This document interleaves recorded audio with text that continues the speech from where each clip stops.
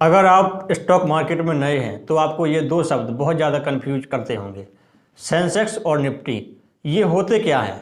आज Sensex 100 point ऊपर तो कभी 100 पॉइंट नीचे, कल निफ्टी 50 पॉइंट ऊपर तो कभी 50 पॉइंट नीचे। ये हर रोज़ ऊपर नीचे होते रहते हैं।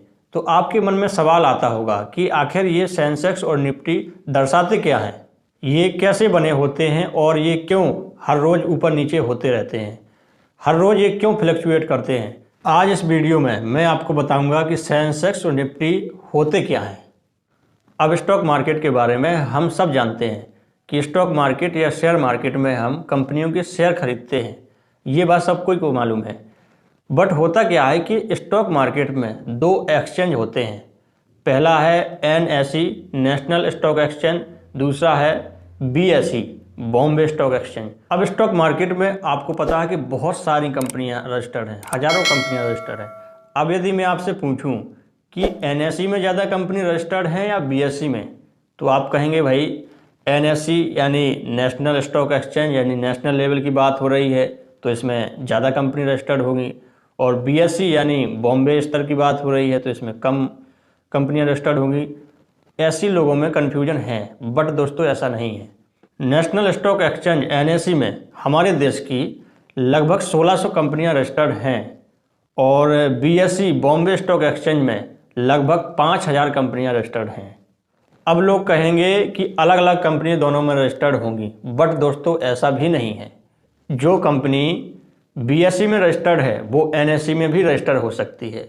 जैसे आपको ITC का शेयर खरीदना है तो ये कंपनी आपको BSE में भी मिल जाएगी और NSE में भी मिल जाएगी, और यदि आपको रिलायंस का शेयर खरीदना है तो ये दोनों में मिल जाएगी, NSE में भी और BSE में भी।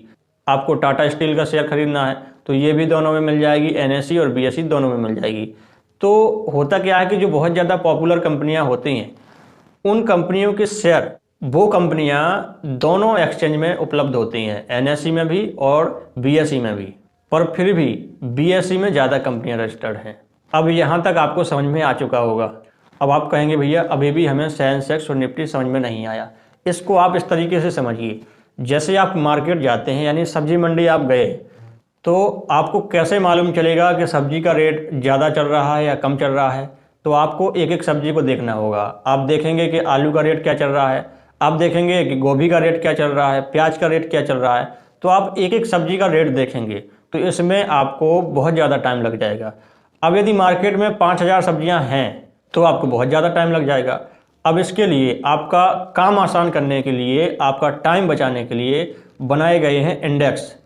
इंडेक्स सिर्फ इसलिए बनाए गए हैं कि भैया जब आप एक इंडेक्स को देखेंगे तो आपको मालूम चल जाएगा कि ओवरऑल मार्केट के जो शेयर प्राइस हैं, जो कंपनियों के शेयर की प्राइस हैं, वो ऊपर चल रहे हैं या नीचे चल रहे हैं। आपको इंडेक्स को देख करके पता चल जाएगा।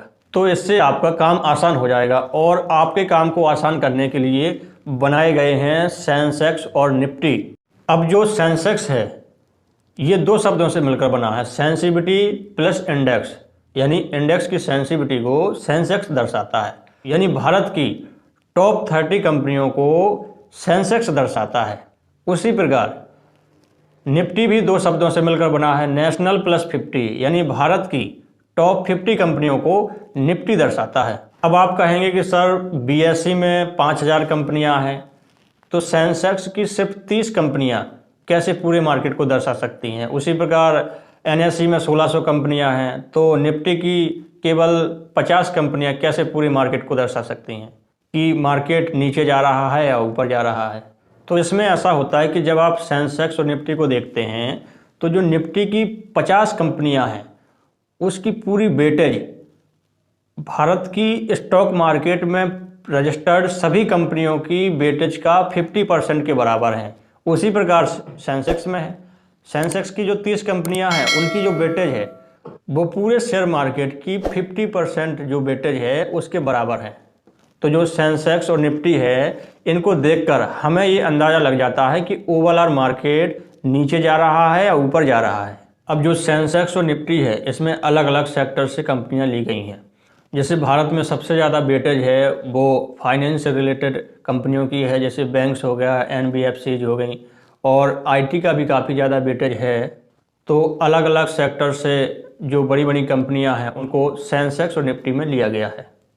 अब जो सेंसेक्स में भारत की टॉप 30 कंपनियों को लिया गया है, कल के दिन यदि उनकी परफॉर्मेंस अच्छी नहीं होती है, उनके शेयर प्राइस घट जाते हैं, तो उनको सेंसेक्स से हटा दिया जाता है और उनकी जगह कोई अन्य कंपनियों को सेंसेक्स में लाया जाता है जिसकी शेयर प्राइस या जो कंपनियां उस समय भारत में टॉप पर चल रही हों, उन 30 कंपनियों को सेंसेक्स में रखा जाता है। इसी प्रकार निफ्टी में भी है, जो टॉप 50 कंपनियां होती हैं, कल के दिन अगर उनकी परफॉर्मेंस अच्छी नहीं हुई, उनके शेयर प्राइस घट गए, तो उस कंपनियों को निफ्टी से अलग कर दिया जाता है और जिन कंपनियों के शेयर प्राइस बढ़ रहे हों या जिनकी परफॉर्मेंस उस समय बहुत अच्छी हो, तो उनको निफ्टी में रख दिया जाता है।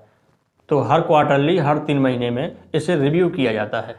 यानी 3 महीने में जिस कंपनी का शेयर प्राइस घट जाता है, उसकी परफॉर्मेंस अच्छी नहीं होती है, तो उसको सेंसेक्स से इसी प्रकार से निफ्टी से हटा दिया जाता है और उनकी जगह नई कंपनियों को इन इंडेक्स में ऐड कर दिया जाता है।